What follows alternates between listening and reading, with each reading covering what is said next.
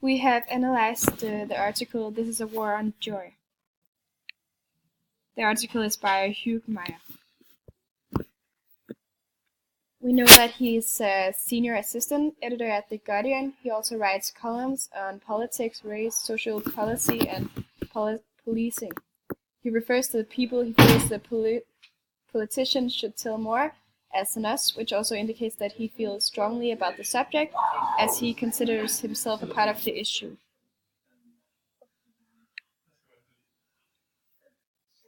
He writes about the recent attacks in Manchester, London, and Westminster. He also agrees with Theresa May, as he quotes her comments on the tragedies, and writes that people should be more focused on the importance of British values rather than the violence and hate extremists have caused.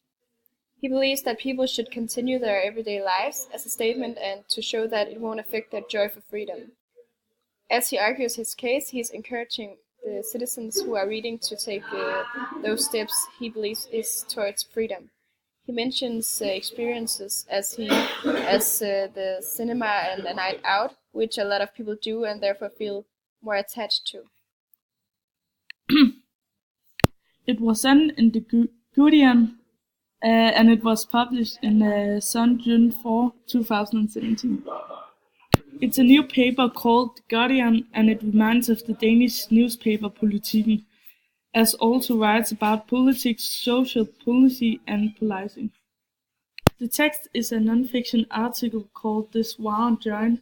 It's persuasive writing because the writer is trying to persuade the reader. He tries to focus on British values rather than violence and hate.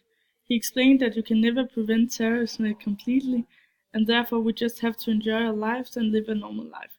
He claims that terrorism is not exclusive in countries with controversial politics. Terror can come to all conceivable places where there are more people. Actually, we think that the receiver of the text is everybody who reads the newspaper, while terror is such a big subject these days, and because we're all in touch with it. Of course, adults and young people think a lot more about the subject than children, but no matter how terrifying or horrible terror is, we think that we have to remind everyone, also children, what the consequences and laws of terror makes. As it also says in the text, it's a danger. What we these days have to think twice about everything that makes us happy, because we have to think about all the consequences.